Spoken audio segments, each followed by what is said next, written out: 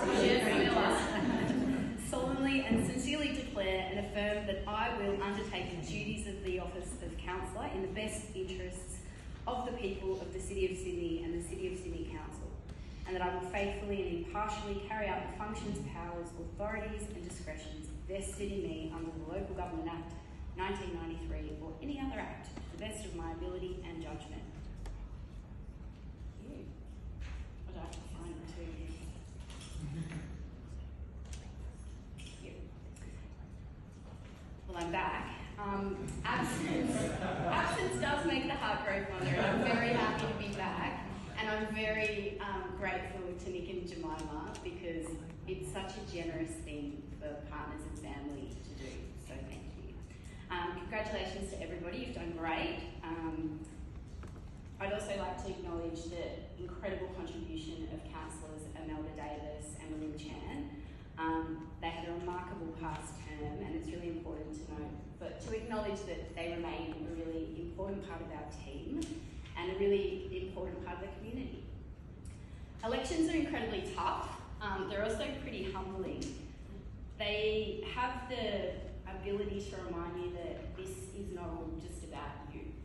It's actually about all of the people out there. So it's got everything to do with what's happening with those 231,086 residents, but also all of the millions of other people who come here every day to work, visit and play. You hear a lot hanging out at shopping centres and on, out the front of train stations. Some of it's gossip, not all of it's good, but it's a really good exercise in listening and reconnecting to the community. And if you listen hard enough, you can hear there's a real longing and nostalgia for a bygone Sydney era. Others remember a time where there wasn't any trees on Burke Street and it was a denuded, barren highway. Others will talk about, when there weren't pools and libraries, and others are grateful for the transformation. But for an ever-growing number of people, there's a real sense of anxiety and fear about the future. And these fears and anxieties manifest in very many different ways. And, I know that some people really, really don't like cycleways.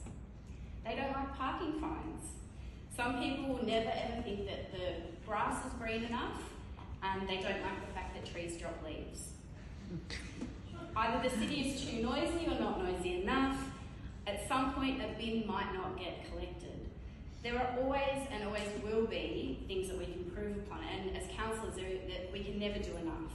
As staff, we can never do enough. But all cities have tension and friction, and that's what makes us grow. Having met hundreds and maybe thousands of people over the past couple of months, when asked, first they tell you what they don't like, but then if you ask them, what do you love?